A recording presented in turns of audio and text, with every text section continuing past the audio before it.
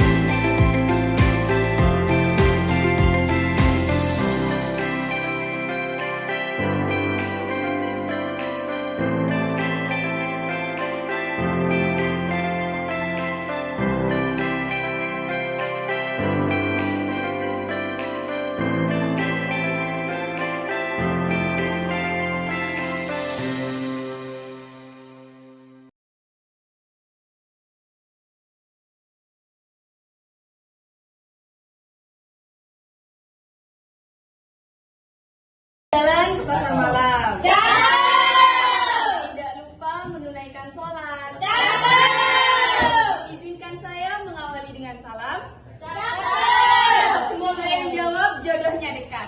Amin! Assalamualaikum warahmatullahi wabarakatuh. Waalaikumsalam warahmatullahi wabarakatuh. Ini saya selaku moderator menjelaskan tentang hasil kerja kelompok kami. Ada di bagian fasilitas, teori, dan lain-lain. Mungkin langsung aja ke yang pertama, yaitu di bagian teori yang akan disampaikan oleh Silvana dan kawan-kawan. Nah, kita bakalan jelasin teori aliran klasik dulu. Di sini teori aliran klasik ada dua, Adam Smith dan David Ricardo. Adam Smith bilang ekonomi bakalan numbuh kalau perdagangan bebas, pembagian kerja dan campur tangan pemerintah gak terlalu banyak. Sedangkan David Ricardo lebih percaya ke hasil pertanian. Dia percaya kalau tanah terbatas sedangkan penduduk terus nambah, lama-kelamaan pertumbuhan bakalan melambat.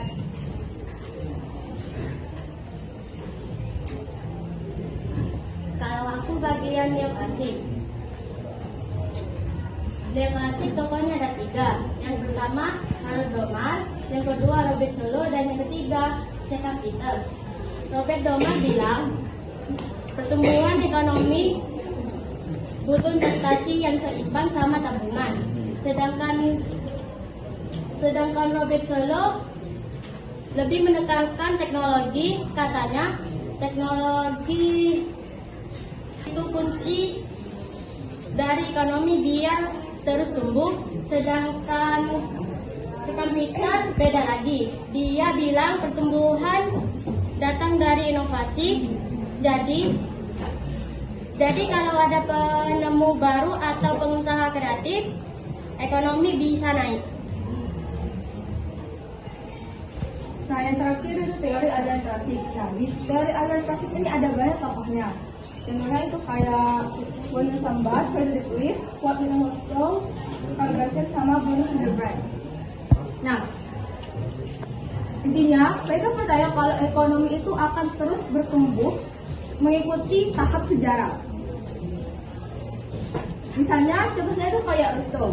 Dia bilang kalau ekonomi itu akan bertumbuh sesuai dengan seperti masyarakat tradisional, lepas landas sampai ke negara yang telah maju. Ada juga Frederick Lewis yang bilang kalau penting banget peran negara untuk melindungi industri muda biar bisa terus tumbuh.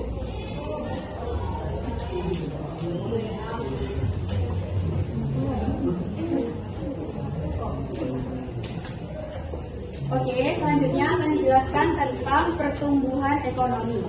Di sini ada beberapa contoh fasilitas umum. Sebelumnya aku jelasin dulu, kalau pertumbuhan ekonomi adalah proses peningkatan kapasitas suatu negara atau daerah dalam memproduksi barang dan jasa dalam kurun waktu tertentu.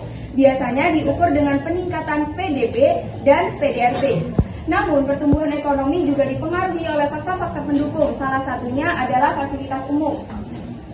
Contohnya, seperti yang awalnya tidak ada mobil polisi, tidak ada rumah sakit, dan tidak ada hotel.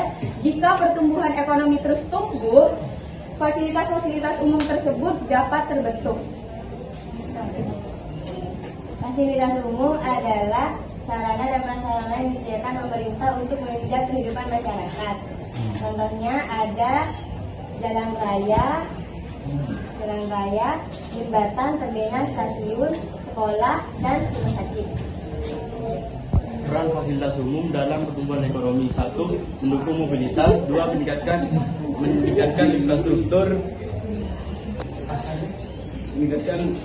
Meningkatkan produktivitas tenaga kerja. 3. Menumbuhkan sektor informal dan UMKM. 4. Meningkatkan investasi. Kesimpulan, faktor bahwa fasilitas umum adalah fondasi utama pertumbuhan ekonomi. Dengan infrastruktur yang baik, mobilitas meningkat, produktivitas naik, dan investasi tumbuh. Tanpa fasilitas yang memadai, pertumbuhan ekonomi yang terhambat. Oke, pertumbuhan ekonomi bisa terus bertumbuh dengan baik jika faktor penghambat dapat diminimalisir atau bahkan ditiadakan. Selanjutnya akan kami jelaskan tentang faktor penghambat dari pertumbuhan ekonomi. Jadi teman-teman, di sini kita akan menjelaskan mengenai faktor penghambat pertumbuhan ekonomi. Di sini kita mengambil 3 contoh faktor penghambat pertumbuhan ekonomi, yaitu salah satunya adalah Pengangguran. Jika pengangguran dalam suatu negara tersebut meningkat, maka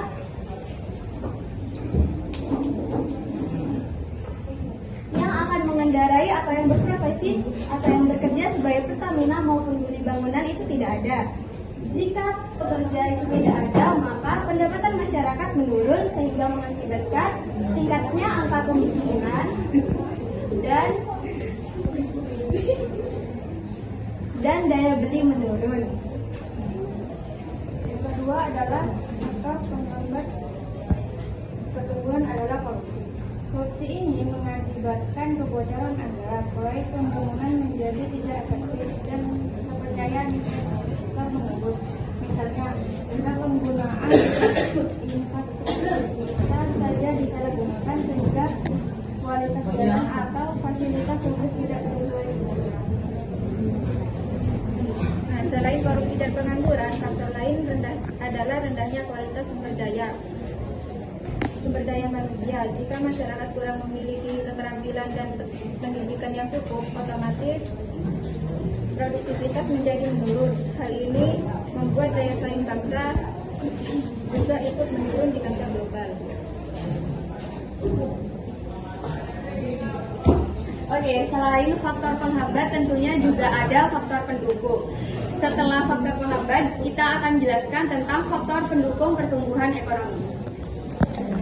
Selain faktor penghambat, ada juga faktor yang mempengaruhi pertumbuhan. Nah, faktor yang pertama yaitu adalah SDA. Nah, contohnya yaitu ada hutan, sungai, dan tambang. Nah, jika sumber daya alam ini dapat dikelola dengan baik oleh negara, maka pertumbuhan akan semakin cepat berkembang. Faktor yang kedua yaitu sumber daya alam. Sumber daya alam seperti hasil pertambangan, pertanian, dan perikanan sangat berperan penting kalau dikelola dengan baik. Sumber daya ini bisa meningkatkan pendapatan dan mempercepat pertumbuhan. Faktor yang ketiga adalah teknologi dan inovasi. Contohnya teknologi itu mobil traktor ini. Teknologi membantu mempercepat proses produksi, meningkatkan efisiensi dan membuka peluang usaha baru. Inovasi juga dapat memberikan solusi terhadap berbagai hambatan pembangunan. Faktor yang keempat yaitu stabilitas dan keamanan. Kalau keadaan negara aman dan stabil, maka kegiatan ekonomi dan pembangunan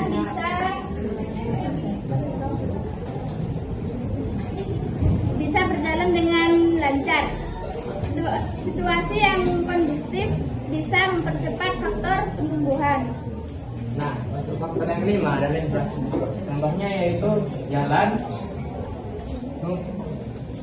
air, dan teknologi internet maupun jembatan.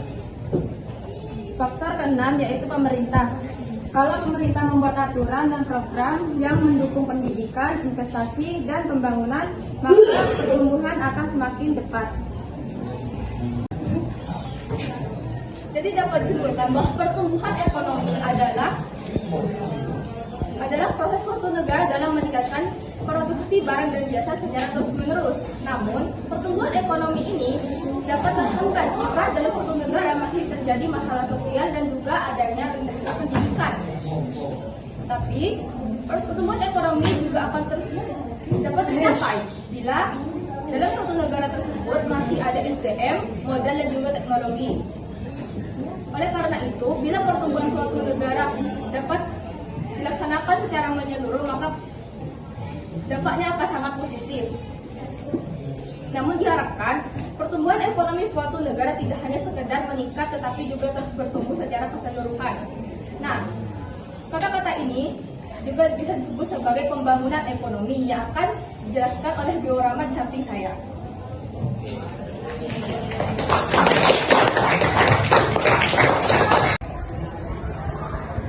Terima kasih sudah menonton video dokumentasi kami. Semoga melalui video ini dapat memberikan inspirasi dan juga pemahaman baru terkait dengan pertumbuhan ekonomi. Saya ucapkan terima kasih yang sangat banyak kepada seluruh anggota yang telah berkontribusi dan juga untuk guru pembimbing. Sampai jumpa di proyek selanjutnya.